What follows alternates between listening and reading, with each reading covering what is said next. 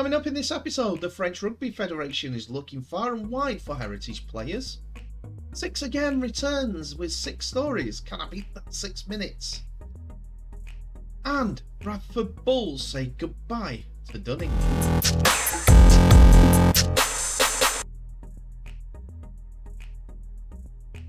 Hello ladies and gentlemen, and welcome back to the channel El Dominance. Anthony here. Please remember to like and subscribe, and also click that notification bell for any updates on new videos that may be coming your way in the near future. So we're back with another episode, as Tuesday brings us a couple of segments as One Coach Goes, and also our 6 again series that we've done previously. Anyway, let's begin with the first one, and we're looking at Bradford Bulls. Bradford Bulls have announced they have parted company with head coach Mark Dunning by mutual consent with immediate effect. Dunning took interim charge of the club this time last year before being appointed permanently in July. The club finished in a miserable 9th place last term, but made a bright start to the season with fantastic home wins over Widnes, Toulouse and Sheffield. But a humiliating defeat at Keighley Cougars at the end of March rocked the club, and they were dumped out of the Challenge Cup last month after a dreadful 5th round display against divisional rivals Halifax. The final straw came yesterday as a pathetic second half performance saw Bradford lose 46 points to 12 at Barrow, with the Cumbrians having only won 1 league game all season. Dunning actually teared into his Bradford side as he laid the performance of his against the championship strugglers at the feet of the players themselves. Barrow were starting the weekend joint bottom with just 1 win to their name, and speaking to West Yorkshire Radio, the Bulls boss lamented his side for throwing the towel in. I'm almost spewing because I've just seen a group of men quit in a Bradford Bulls jumper. I've never seen that before. That hurts. Spewing. Absolutely furious. We're winning the game 6 points to 4 at half time. We spoke about sticking to our processes, still having a job to do. They come out and disrespect the ball. Disrespect everything we've shown them. I've just had a real honest conversation with the players in there. There are hands in the air already saying, yeah, you showed us that rubbish. It's absolute rubbish. It's not enough. Personnel is going to change. Yes, we've got an injury list, but personnel has got to change because there are some individuals, not all of them, but there are some individuals that when we look back at the video, I think have quit and tapped out because it was too hard, too hot and too tough. They're not characteristics of Bulls players. Dunning didn't mince his words whatsoever as he carried on for a little bit more time with that radio interview. Have a look for the interview itself. Those words were scathing. More scathing about the team. He was furious. But that has all come to a head now, as Bradford have decided to make a change at the club. CEO Jason Hurst said, "We'd like to thank Mark for his commitment and service to the club, and it's disappointing that results have not reflected the hard work and commitment that he has undoubtedly shown. He leaves with our very best wishes." Dunning did say he would take some time to say a few words himself on the Bradford website. He said, "Having been at the club 10 years, it has been an honour and a privilege to lead the club as a head coach. I would like to thank the performance staff, some often going above and beyond, and the players, and I wish all concerned the very best for the future. To the fans who have followed the club far and wide, loud and proud, I thank you and hope you get the success you badly crave. With that, it's assistant Lee Greenwood who will take over on the interim basis while the club searches for a new head coach. But do you think that's a good light? A year, well, it's almost a year since he'd taken over the reins at the club, and now they're changing once again.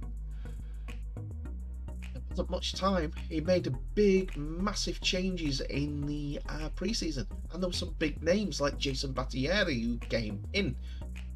The French international had just finished up with the French Elite One League and came to Bradford to play rugby league. It's those sort of changes that could be frustrating for a player, and he has only played one game. Bradford fans, tell me what your thoughts are. Who do you think should be next on the,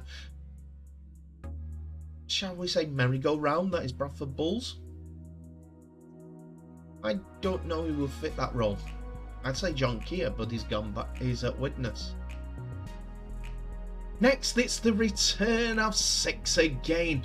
This is where I put to you 6 stories from the world of rugby league and try to get it under 6 minutes so that you guys get all the information that I think you need in a bite-sized morsel. So, without further ado, let's begin with our 6 again. Wakefield back rower Kevin Proctor has avoided suspension following his red card at Warrington in round 9. The 34-year-old Proctor was sent off for a high tackle on opposition fullback Josh Lewis, while Wakefield were 12 all at the time. This sent Wakefield down to the 11th straight defeat and a 32-18 scoreline against the wire. The New Zealand international has been fined £250 for the incident. Mitchell Pearce is on the rumour mill once again, as last month the 34-year-old was linked to a move back to the Tigers. Obviously, the Tigers thing came up the other week, but I declined on that. I was really grateful, and it was nice respect from the Tigers, but I'm committed here for the season, and I'm loyal to the club to win the comp this year. We'll wait and see what happens with things next year. I'm obviously getting older, and you appreciate every season you play about going back to the NRL. Mitchell Pearce is open to it. I still feel like I've got some footy in me, but I'm fully committed to this season. I'll see what happens after that. Next we have Lee Breers talking about the differences between the NRL and Super League as Breers moved down to the Broncos at the beginning of the year. What he said, the main difference between the two competitions is the size of the player and the athlete involved. In the UK, we're probably 3rd behind football and rugby league. It means for catchment of players. The athletes is massive over there. Liam Byrne from Wigan is a big middle. He's probably an average size back rower in the NRL. It's hard to break defences down because the athletes are so fast and strong. This will probably give the Australian side of the competition the balance of power. Anyway, let's go on to Sam Walters as the big leads forward has been talking about his contracts, well, sort of, due to his uncertainty over his future with Leeds Rhinos, as the 22-year-old who signed from Widnes Vikings in 2019 is out of contract with Leeds when the autumn comes. He has yet to agree a new deal with Leeds, and he's currently just said that he's had nothing to say about the matter. I'm letting my agent talk to the club, and I'll let my footy take care of itself.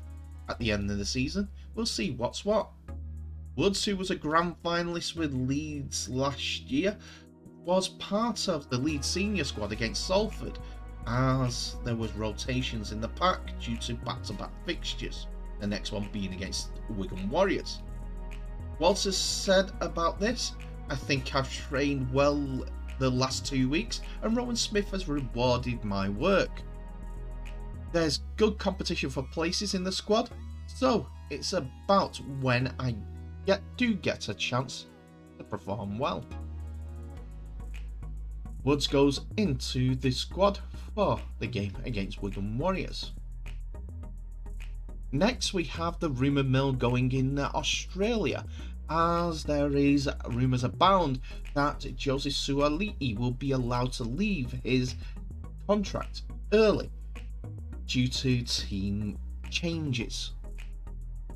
In a statement from the Roosters boss Nick Politis, he says, "We have no plans to release him at this stage.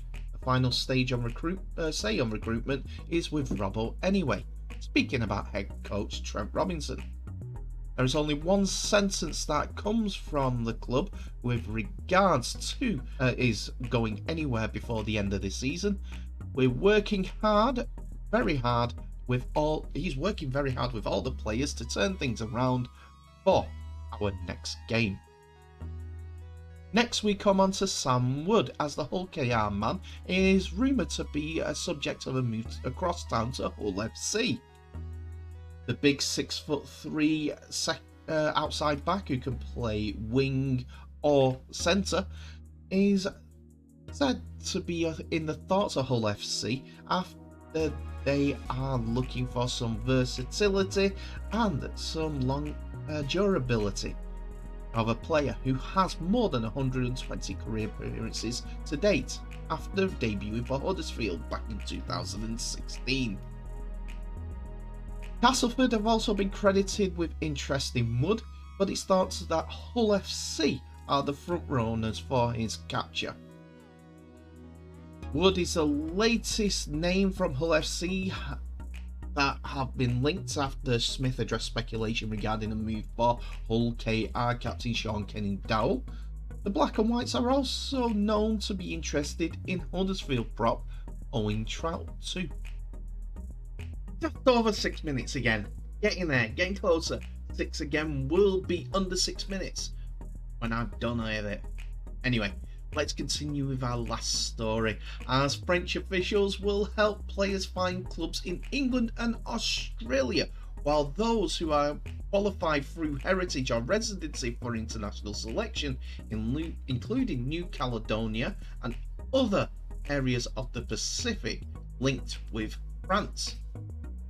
France President of Rugby League, Luc Lacoste, outlined France's plans for an improvement ahead of the 2025 World Cup after suffering 64-0 losses in both the men's and women's international fixtures against England at Warrington on April the 29th.